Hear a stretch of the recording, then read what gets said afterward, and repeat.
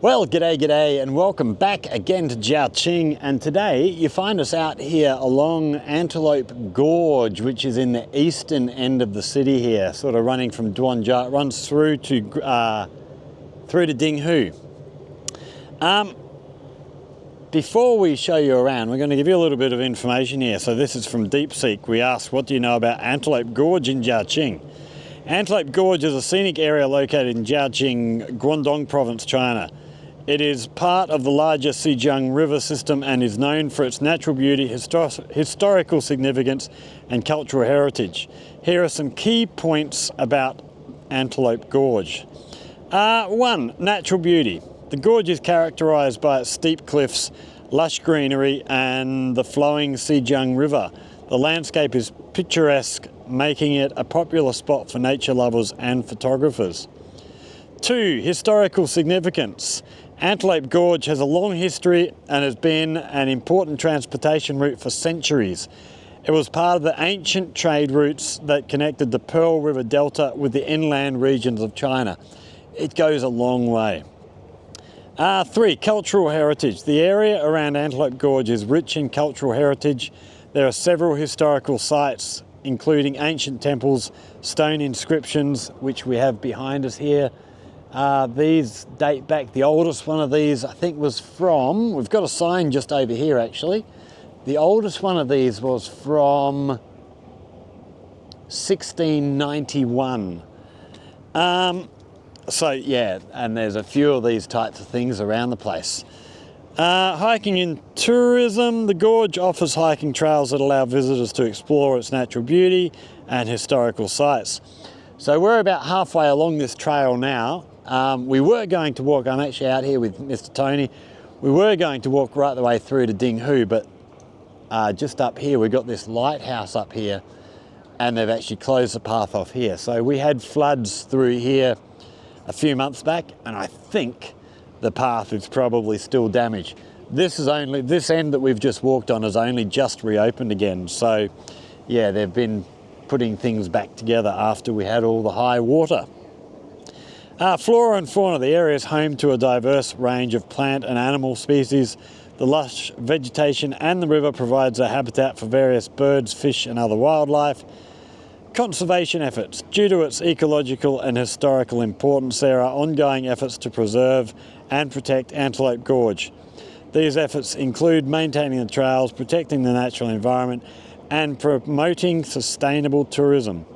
Overall, Antelope Gorge is a significant natural and cultural landmark in Xijiang, offering visitors a chance to experience the region's natural beauty and historical richness. So, as we whip our camera around here, we'll give you a look. We'll start down this way. So this is heading back towards Duanzhou, back towards home. We've walked probably 4 kilometers, I think, to get to where we are. We can just see the high rises out on the horizon there. We can see heaps and heaps of shipping coming up and down the road here. Up and down the road, up and down the river. And we are well up above the river. We were trying to figure out how high we were before. We reckon we're between 30 and 35 meters above the water here. But then mountains over the other side, they have actually opened trails, which we might do one day. We're actually going to walk up this way, up over the mountains, right the way through to the other end. And then when they get this trail open all the way through, we'll go over the mountain one way and come back down the trail the other way. And here's this old writing in here. So yeah, really, really old. It's an amazing spot. So we're going to take you for a little wander. We're not going to film the whole thing. We're just going to, turn the camera on when we find certain places that are worth showing you. We're not going to take you walking all the way down. So, yeah, stick with us. We'll pull up whatever we see and then we'll carry on the bike on the way home after we get back to the car park up here. And yeah, we might even do a bit on the bike on the way home as well. So stick with us, there'll be plenty more to come. So we're on our way back now, heading back down the road, but these views here are just too good not to give you a look. We've actually been sat chatting for ages. We've met a couple who we might run into up the road a bit. They're walking back with Tony at the moment. But married couple from Canada. He's originally from Guyana. She's originally from Hong Kong, but been living both of them in Canada for 40 years, retired. They've come back for a holiday, and yeah, we've been sat chatting to them for ages. Really, really nice couple. And yeah, we're heading back down here. So we're going to give you a little bit more information for you. So we've did another search. I actually did this last night for on DeepSeek just to get this information. So we're going to a little bit about the river here, Xijiang River. Xijiang River is one of the most important rivers in southern China and a major tributary of the Pearl River system. It flows through several provinces including Yunnan, Guizhou, Guangxi and Guangdong before merging with the Pearl River Delta and emptying into the South China Sea. Xijiang River plays a crucial role in transportation, agriculture and economic development in the region, particularly in the Xijiang area. Some key facts about the Xijiang River. Length of Xijiang River is approximately 2,197 kilometers long, making it the longest tributary of the Pearl River system. Drainage basin. It is a drainage area of about 353,000 square kilometers, covering a significant portion of southern China. Flow volume. The river has an average annual discharge of around 7,410 cubic meters per second, making it one of the most water abundant rivers in China. Try and get the words out in the right sort of order. Economic importance. The Xijiang River is a vital waterway for transporting goods, particularly in the Pearl River Delta region, which is China's most economically developed, one of China's most economically developed areas. Definitely, and we can see all the shipping running down the river there. It's actually fairly busy in this part, just through here, because the river sort of narrows through this gorge. It gets quite busy quite quickly here. Transportation of goods on the Xijiang River. The Xijiang River is a major transportation artery for cargo in southern China. It connects inland regions with the Pearl River Delta, facilitating the movement of goods such as coal, minerals, construction materials, and agricultural products. Here are some of the key points about the transportation on the river. Cargo volume. Xijiang River handles a significant portion of cargo traffic in the Pearl River system. In recent years, the annual cargo volume on the Xijiang River has exceeded 100 million tonnes. So, a lot of cargo running up and down through past Xijiang here. Xijiang is a key city along the river, contributes significantly to this cargo volume. The city's ports handle millions of tonnes of goods annually, including construction materials, ceramics and agricultural products.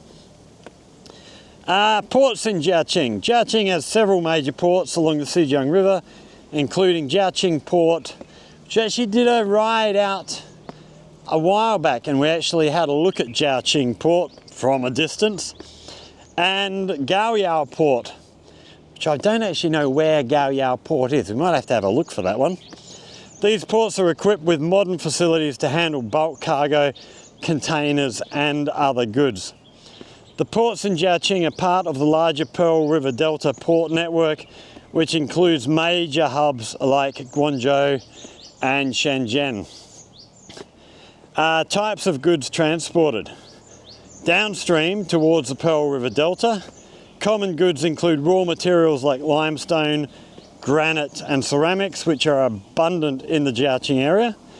Upstream towards Guangxi and Yunnan, goods such as coal, machinery and manufactured products are transported inland to support industrial and agricultural activities. Shipping capacity. The Xijiang River is navigable for large vessels, with some sections capable of accommodating ships of up to 3,000 tonnes. This makes it a cost-effective and efficient route for transporting bulk goods. In the Xijiang area, the river's depth and width allow for smooth navigation, supporting both domestic and regional trade. Economic impact.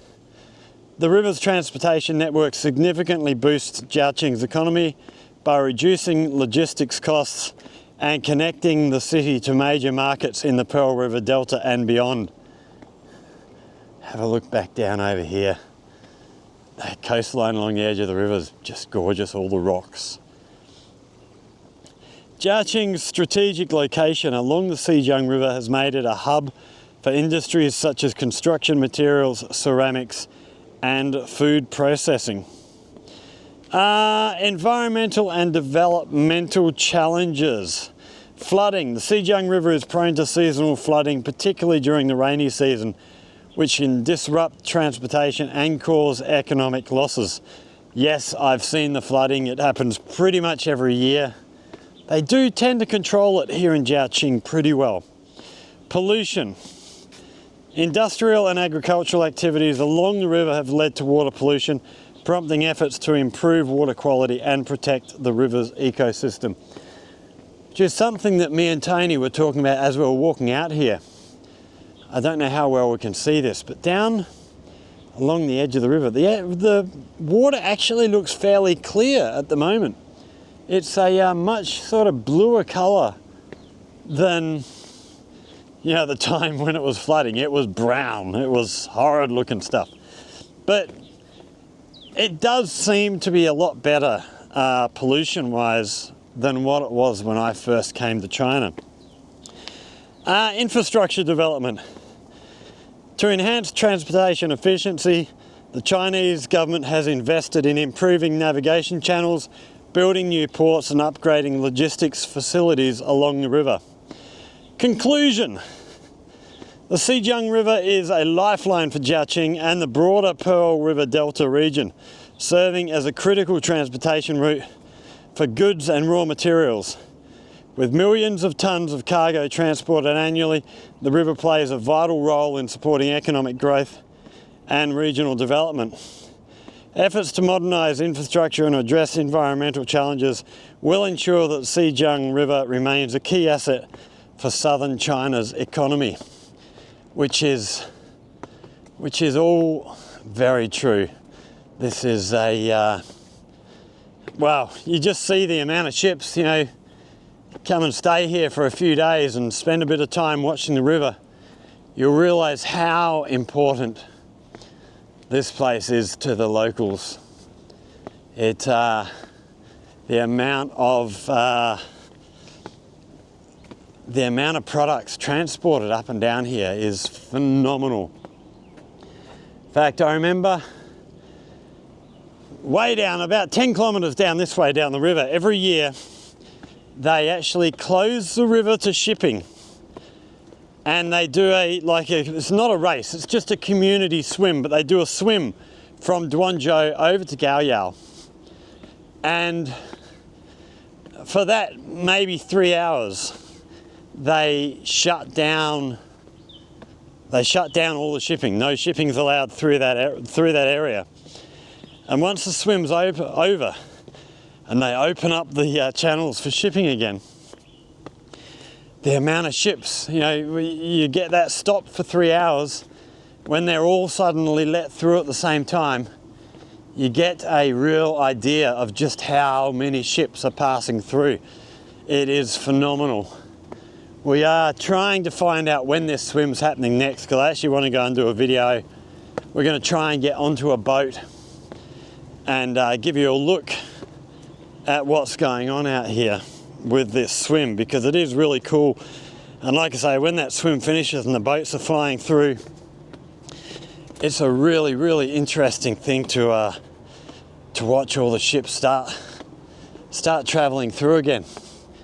Another thing that we might see up here somewhere. I haven't actually found the place we're looking for yet. I think it's a bit further back still. There is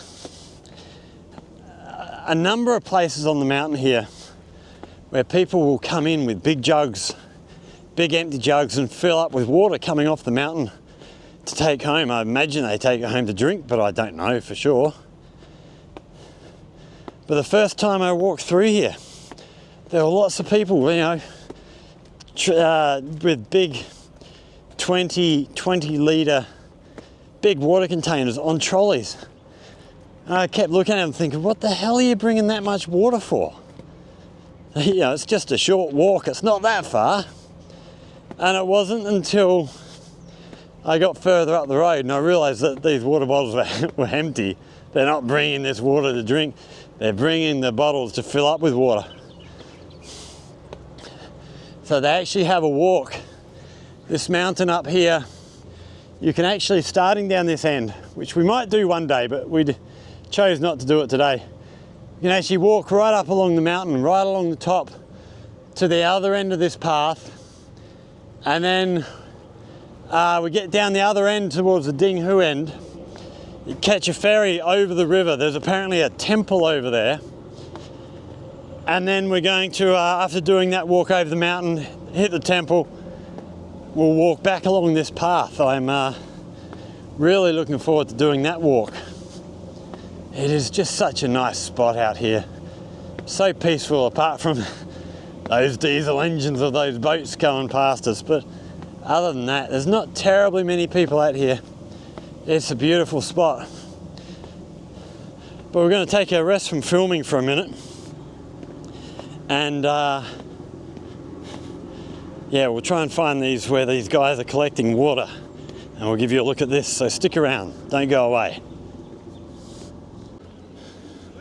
So for those of you who may have seen my last video down when we came for a walk along here, I don't even remember how long ago it was quite a while back. Down in here was a little loading bay, so they were mining trees. They've got tree plantations up the top here. They were mining trees and bringing them down, loading them onto these boats here and then shipping them up the road, up the river to wherever they're offloading them for lumber, for, I don't know what they use it for, building purposes or furniture, I'm not sure. I think they've moved the tree harvesting over this way. They've got a new plantation growing up here now. And so this whole port area down here has been moved further up the river from my understanding, but I could be wrong about this. But that's what I have been told. Yeah, it's really interesting how they do keep really good sort of environmental stuff happening here at the moment. With track up the road here, but it's blocked off at the moment. I'm not sure why. There's a lot of tracks up here. Yeah, they do take really good care not to cut down the whole forest. They cut down certain parts, replant everything. So they've got a constant source of wood right the way through here. We see lots of bamboo growing in here, as with everywhere. It's always bamboo. Well, always in this part of China. I don't know what it's like further north. When it gets colder, do they have just as much bamboo? If you are watching this and you have lived in the north of China or have traveled there, or you live there still, is there bamboo everywhere like there is here? Or does it get too cold for bamboo? I don't know what sort of growing conditions you need for bamboo. I believe it is a form of grass, and grass tends to grow everywhere, so maybe bamboo tends to grow everywhere as well. I'm not entirely sure. I'm very much taking guesses here. We've got these rocks on the side, so this is another thing all the way along here, these rock formations going straight up. It is yeah, if you were to try and climb up, a lot of this mountain is really steep. Down the far end down here, way down the end of the mountain, they actually had a fire up in the mountain a few years back. That must have been about 2019. And a lot of apartments down that end were evacuated and stuff while they were fighting the fire. I think it lasted a couple of days. It wasn't a big fire, certainly not a big fire by Australian standards, but it took them a long time to put it out. I don't think they brought in any aerial units. It was all fought from the ground. I don't remember seeing any firefighting helicopters or anything, which we saw in the fire a few months back on Dinghu. Well, near Dinghu, out in Dinghu suburb, not Dinghu mountain itself. So it was all fought from the ground, and I think a big part of why it took them so long to put it out, it took them a couple of days for a fire that didn't seem that big, was just the difficulty of getting equipment and firefighting stuff up to where the fire was. It is some, you look up in front of us here, it is some really challenging ground to try and navigate if you have to get up there for any kind of emergency stuff. But we will definitely come back another day, and we're going to do that walk. Once they get this path open all the way through, we will get back and do that walk up over the mountain right the way through to the other end, and then come back over the river, have a look at the temples. So if we look over the river to our left here, we just get past these trees here. We've actually got, looks like a couple of residences over there. Couple of houses or something maybe. I'm not sure. I can't really tell from here whether they're houses or they might be little units for people working in the forestry stuff or something, maybe live there. I don't know. We'll have to try and get over there one day and find out. Still so much to explore over here. It is it's just always so much. It's such an amazingly different place. It's I've been here 8 years and I'm still finding stuff all the time that surprises me and just makes me go, wow, look at that. As with the last video we did where we went and looked at the tower along the river with a little temple area, or whatever that area will turn out to be. It's an area I've just never stopped and looked at, and there's still so much to see just within Xijiang that I've not seen yet. It's an amazing place to explore and look around and spend time in. You really want to spend, a good amount of time to come and explore somewhere like this. If you are from China, maybe you don't want to spend that much time here because a lot of what you see here is very familiar to you. But for someone coming from a very, very different sort of culture,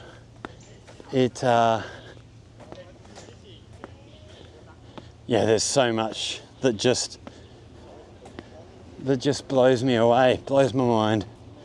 Oh, here's another of these old rocks here with the carving in.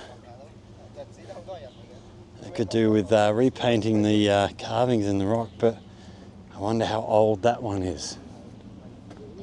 It's hard to tell. Sometimes you see them sort of things and they're made to look really old, but they're really, really new. Other times you see these things and they look old because they really, really are very, very old. But it can be hard to tell the difference sometimes. Those carvings that we saw back up at the beginning, me and Tony were looking at them and Tony was going, are they new? Are they just something that's been done, I don't know, in the last however long, 20, 30 years or whatever.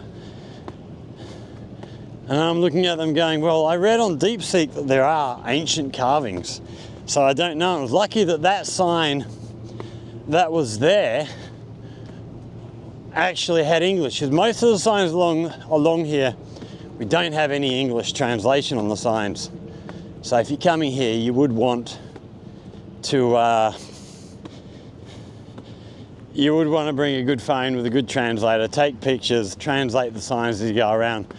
I'm sort of not doing that because we're just out for a walk. Here we see in front of us here, we've got guys with all the water bottles.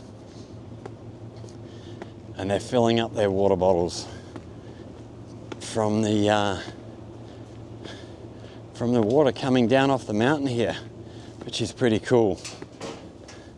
So a couple of big 20-litre jugs there. This guy's got his water bottles filled up, tying them up, ready to carry them back. It's pretty amazing. See the same thing up at Dinghu Mountain.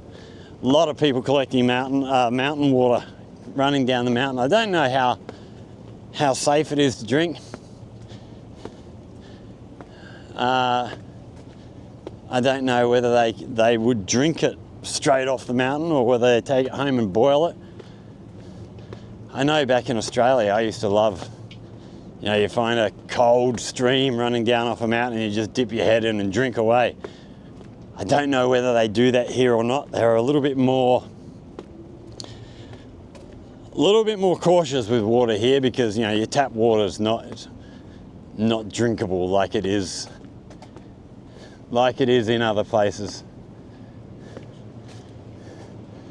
We got boats coming down here. So it's amazing. You look at the difference between these ones that are coming down the river empty compared to the one on the other side that's full, and the water's getting right up there.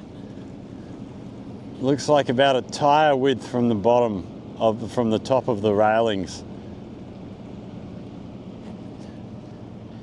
It is. Yeah, watching these ships go past is always a pleasure. I don't know why. Me and Tony were talking about this. We love watching the boats go past, and we're trying to figure out why do we like it. And it's like the people who watch trains, which I can sit down and watch trains. Why? They're just a train. But there's something about those big mechanical things. Same with aeroplanes. I can go and sit in an airport and watch planes taking off and landing all day. I absolutely love it. I don't know why. It's just something about machines that do all this sort of stuff intrigues me. Oh, we got a couple of different boats coming down the river here. Actually, we'll see if we can get a bit of a clear spot to have a look. So these here are by far the most common boats, carrying your blue metal, gravel, cement, sand, all that sort of stuff. But then you also get a lot of these container ships, and they carry, there's quite a number of them. So they'll be heading down to Xijiang port, I imagine.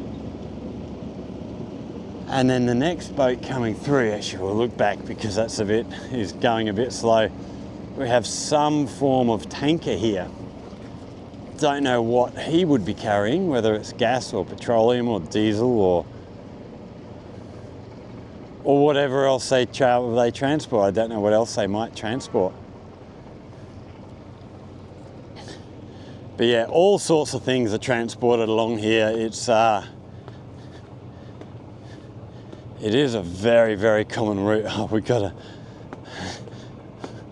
little boat here sitting in the middle of the river. We'll try and get to a view with the three big ships come bearing down on him. This little fishing boat sitting right in the middle of where they're headed to. Me and Tony were talking about that here when we saw some of these little boats going, oh, would you do that? So here we go. Let's, don't know how we can see that tiny little boat sitting right about here, right in front of these three ships bearing down on him. And there's another boat just behind him crossing over in front of that other ship coming the other way. While I'd love to get out on some of them little boats, I don't think I'd like to be out and about with all this shipping around the place. What are they going to do here? Are they going to get either sea's going to be stuck in the middle of them two front ships?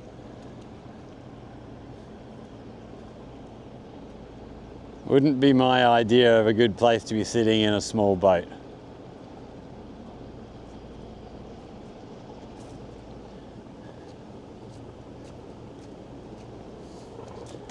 And then here we've got this tanker coming through. Can we get any idea of what he might be carrying? I can't see any signs like, you know, explosive goods or anything like that, so I don't know. I have no idea what he might be carrying.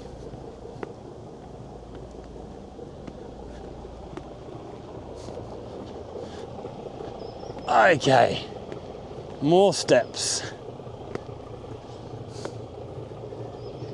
It is a great walk along here. It's really, really nice.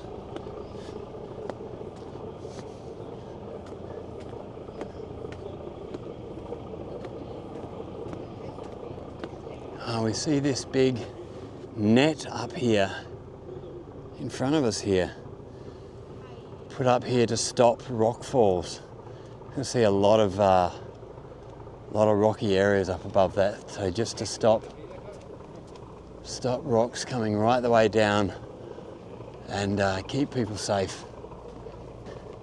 They've done a pretty good job. That blends quite nicely into the background. It's not easily noticeable, which is good. It's good that they don't have stuff like that just sticking out like dog's balls. It's kept fairly well camouflaged.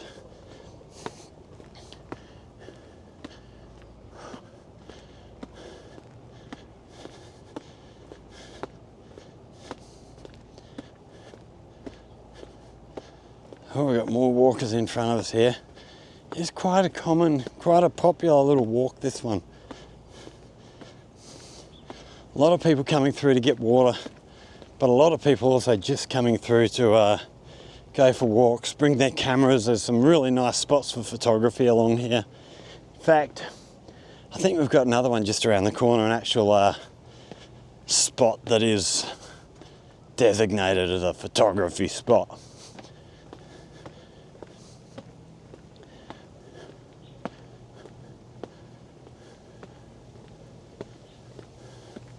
It seems to have gone really, really quiet on the boating front at the moment. That view is spectacular. Mountains all around, the river running through the middle. Absolutely sensational.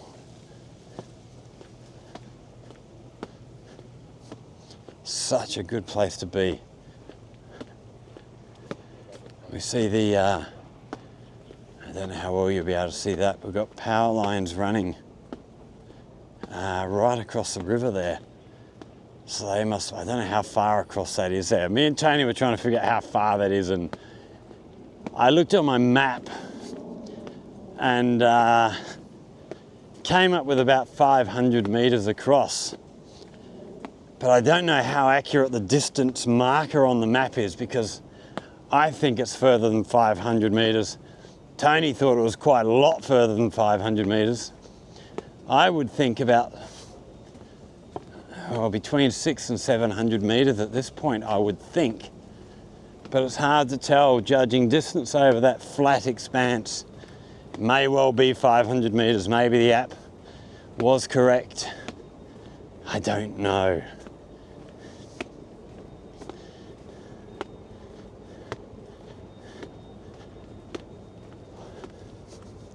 Another lighthouse up in front of us. Have them running right the way through the gorge here, keeping the boat traffic away from the edges. You know, all the time I've been here, actually, I've never heard of a boat having any kind of problem with crashing or sinking or anything. I'm sure there must be occasional boats that sink, but I've never heard of one.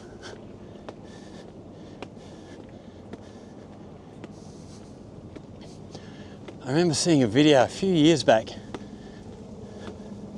There was a boat somewhere, but I don't know where. It was somewhere else in China. A boat sunk, one of these cargo carriers, and yeah, they were trying to get all the whatever merchandise they were carrying off of the boat. It was one of these open ones, so it was carrying, you know, sand or blue metal or gravel or something like that. It wasn't a container boat. But that's the only time I've seen sort of proof of one of these guys going down anyway. And I have no idea what caused that, whether it was a faulty boat or whether it was human misoperation.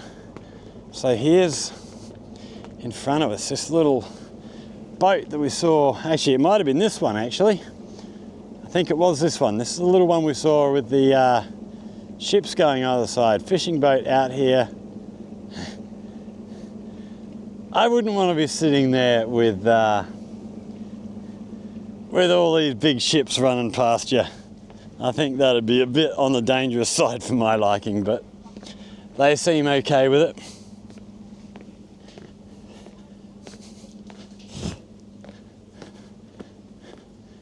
And here we have a nice little covered area here, little pavilion.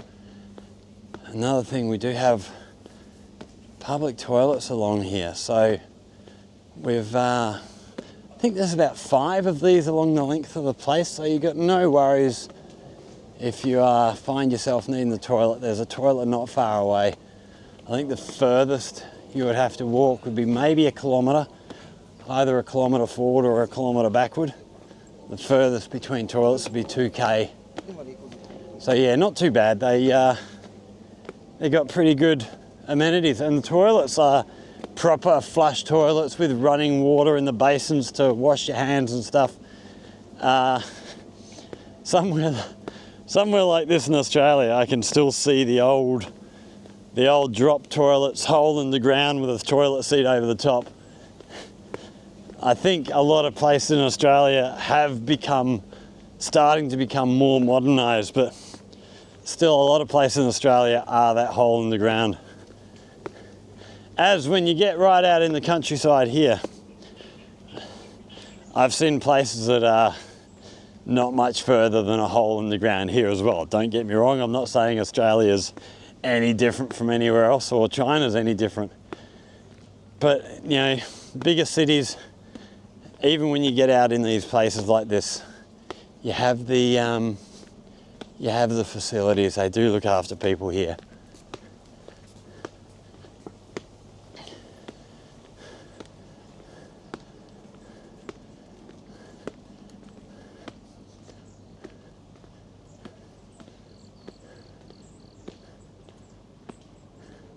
I do want to get up the top of one of these mountains and see the view from right up the top here. I would imagine it would be pretty damn spectacular. So we will aim for doing that one of these days, sometime in the not too distant future. I've actually got a meeting with my teachers, the English department, tomorrow to work out our classes for this semester coming up. And then we're hoping on Wednesday to head over to Duanzhou, catch up with a friend of mine over there, Frankel, go and have a look at his new job, and I'd like to do a video about his new company actually. He's working for a company that makes medical, like 3-dimensional imaging stuff, I think, and using AI and stuff for training students. So I want to get over and have a look at that stuff, which hopefully we can bring you a video of, and then go and have a look at Duanzhou Zoo. And then if you saw the video we did a few days back, I don't know how long before we post this one compared to the other one, but the video with young Joanna, who's just started university, if we've got time and we can sort it out with Joanna, we're going to try and get into her university and have a look around her school. If we can find time when she's free, we'll get her to give us a bit of a tour around the school and show us around and show you what, you know, a big university in Duanzhou is like. Her university apparently has a golf course, which I'm really excited about.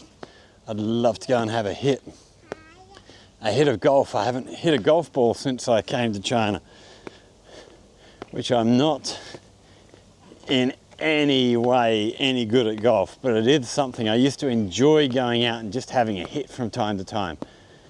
I don't know that I'm good enough to even qualify as amateur status. Just rank smack the baller. But no, I'd like to get over there and have a look at that. Such good views through here. And that water really is looking good. It's really nice. Where was this? It's meant to be a photography spot up here somewhere. Got one of the security guards up in front of us here. They do have people stopping. So where we started the video is as far along here as you can walk at the moment, because a lot of the path ahead has been washed away. So yeah, they do have security guards making sure that people aren't going through there, because from what I've heard, it is quite dangerous. Lots of loose sand, loose rocks from the flooding. So yeah, they don't want people going there and getting themselves injured, getting themselves in trouble. So here up above us, we have these power lines heading over. So coming from, can we see? We can't even see the, we can see the lines there heading right the way across.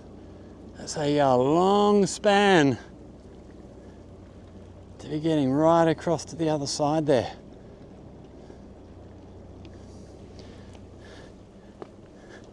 That's a long bit of free hanging cable.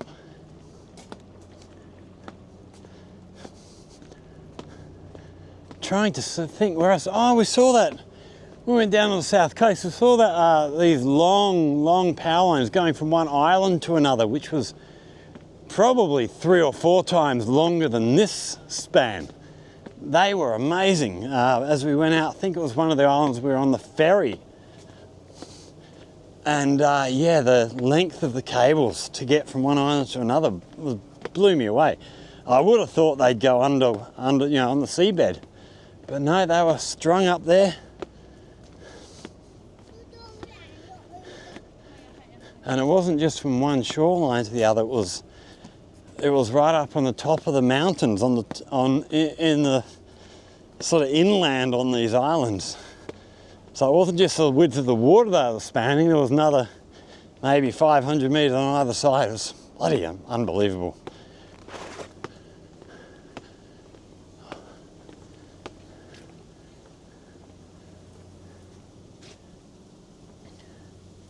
Such a great place. I see all the loose rock in here. So I would think, give it a couple of years, this here will probably collapse unless they do something to stabilise this. It looks like a lot of really loose rock in there. You do have to be careful when you're walking through these places, because there are places where you will have rock falls and stuff. Most of the places where you're likely for something really big,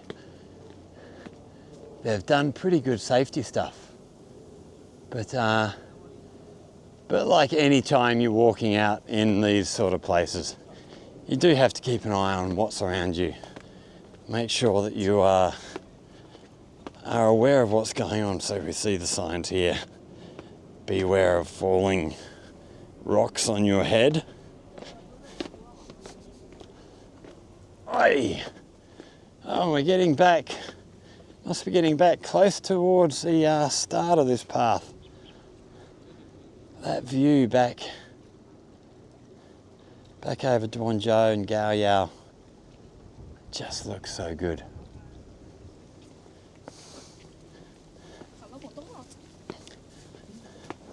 So that bridge is about the bridge in front of us is about 12 kilometres along the river from my house. And we're a couple of kilometres from the bridge. So yeah, it's a good ride to get down here. Can we see? No, there's not much to see back over our shoulder. But we've still got the rocks on our right here. Actually, we are getting close to the end up here. I can see a lot more people coming in here at the moment.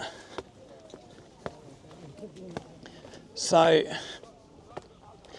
Yeah, we're almost back at the start point. So we're going to leave you there. Yeah, we're almost back to our starting point. We'll be back on the bike and heading back home. It's time. I've still got videos from Yun Fu to edit, and I've got to get back on the computer, get the next video uploaded. So yeah, I hope you've enjoyed this little wander down along the river here. If you have, hit that like button, share with friends, subscribe to the channel to see what else we've got coming up. If you have any questions or comments, hit us up down there in the comment section. If you have anything you would like to learn about life here in China, again, hit us up down there in the comment section. If you come up with a good idea, we'll go away, make a video, do the research, make the video, and yeah, try and help you learn a little bit about what's going on here, because it is a fascinating place. We've actually got a couple of comments recently that we're actually going to make videos about, because yeah, a couple of people came up with a couple of really good ideas that are well worth talking about. So they're coming up, so get yourself subscribed. Thanks for watching, everybody. Stay safe, and we'll see you in the next one. Cheers.